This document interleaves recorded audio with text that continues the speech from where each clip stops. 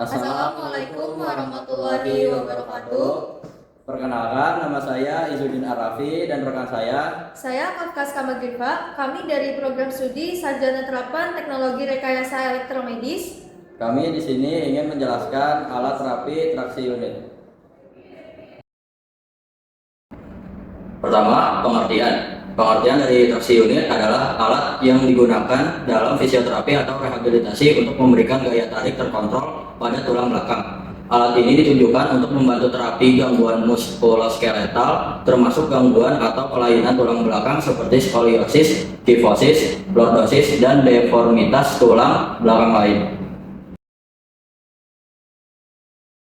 Prinsip kerja dari alat traksi unit ini adalah bekerja dengan prinsip control traction, yaitu memberikan tarikan secara bertahap dan terkontrol menggunakan sistem elektrik. Pasien berbaring di atas bednya, kemudian sabuk atau alat penyangga dipasang pada tubuh. Sistem elektrik menggerakkan mekanisme traksi sehingga tulang belakang digerakkan secara halus sesuai dengan pengaturan tenaga, waktu tarik, waktu jeda, dan durasi terapi.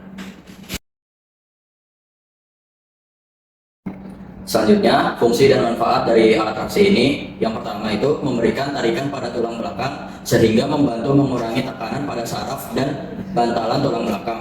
Yang kedua, membantu mengurangi nyeri leher dan pinggang, terutama pada pasien dengan keluhan akibat ketegangan otot atau penekanan saraf.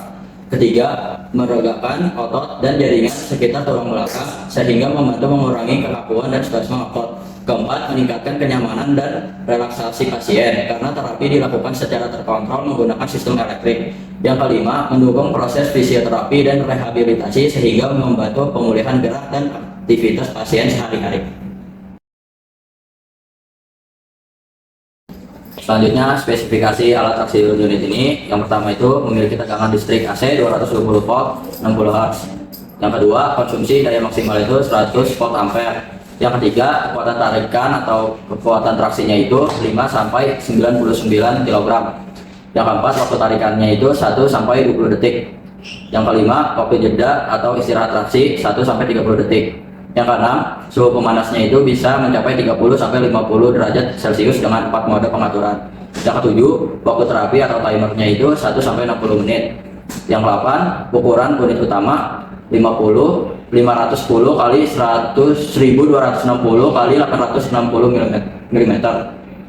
Yang 9, berat unit utamanya itu 55 kg. 10, ukuran tempat tidur terapi 539,8 kali 1827,4 kali 753,3 mm. 11, berat tempat tidur terapi 60 kg. Selanjutnya yaitu bagian dan fungsi dari alat traksi unit. Yang pertama yaitu panel kontrolnya, berfungsi sebagai pusat pengaturan alat seperti mengatur kuat tarikan, lama terapi, waktu tarikan, waktu jeda, dan pengaturan pemanas. Selanjutnya, tempat tidur terapi, yaitu berfungsi sebagai tempat pasien berbaring selama proses terapi traksi berlangsung.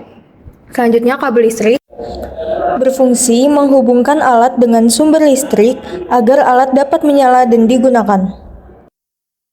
Selanjutnya, sabuk dada berfungsi menahan bagian dada pasien agar posisi tubuh tetap stabil saat terapi. Dan yang di sebelahnya, sabuk pinggang berfungsi menahan bagian pinggang atau panggul pasien serta membantu menyalurkan gaya tarikan pada area yang diterapi. Sabuk leher berfungsi untuk menahan dan menopang bagian leher pasien saat dilakukan terapi traksi leher. Bantal segitiga berfungsi sebagai penyangga tubuh pasien agar posisi terapi lebih nyaman dan sesuai. Penggantung berfungsi sebagai komponen utama untuk membantu memberikan tarikan pada tubuh pasien. Kursi kecil berfungsi sebagai tempat duduk operator atau terapis saat mengatur dan memantau terapi. Dan yang terakhir, keranjang berfungsi sebagai tempat menyimpan perlengkapan tambahan seperti sabuk, bantal, atau aksesoris alat lainnya.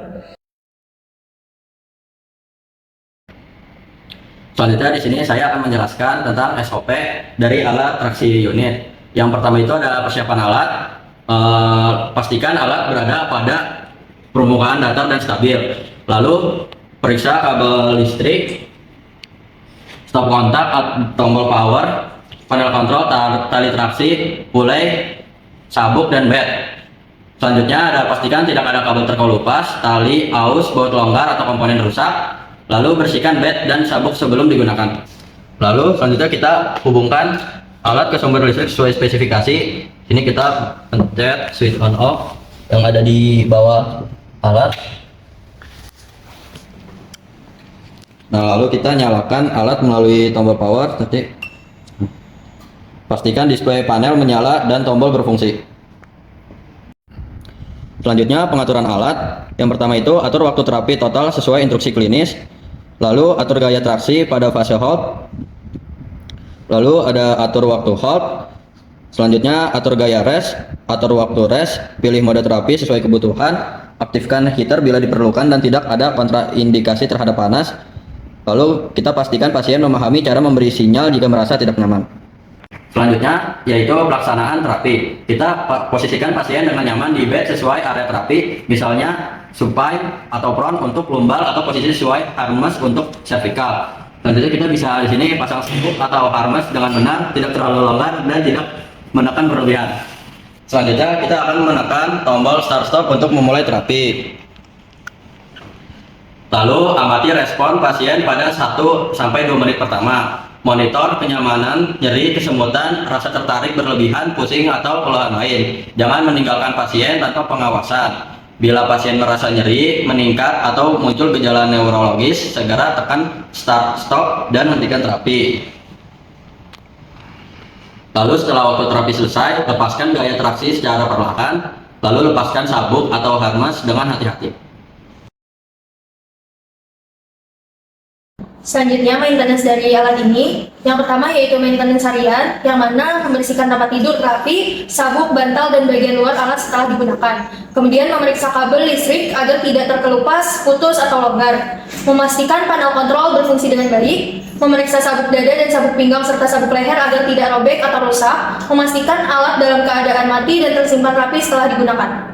Selanjutnya yang kedua yaitu maintenance bulanan, yang mana memeriksa kondisi baut, roda, rangka, dan bagian penggantung alat, kemudian mengecek fungsi tarikan atau traksi apakah berjalan normal atau stabil, mengecek fungsi tombol, layar atau panel kontrol, dan pengaturan waktunya, membersihkan bagian mekanik dari debu atau kotoran, melaporkan ke teknisi jika terdapat suara tidak normal, tarikan tidak stabil, atau kerusakan pada komponen. Selanjutnya yang ketiga yaitu maintenance tahunan, melakukan pemeriksaan menyeluruh oleh teknisi elektromedis, melakukan kalibrasi gaya tarikan agar hasil terapi tetap akurat, memeriksa keamanan listrik alat termasuk kabel, grounding, dan sistem kelistrikan, mengecek kondisi motor, sensor, pemanas, dan sistem kontrol, mengganti komponen yang sudah aus, rusak, atau tidak layak digunakan. Selanjutnya troubleshooting dari alat traksi ini. Yang pertama, jika alat tidak menyala, periksa kabel listrik, steker, saklar, dan stop kontak. Jika tetap tidak menyala, hubungi teknisi.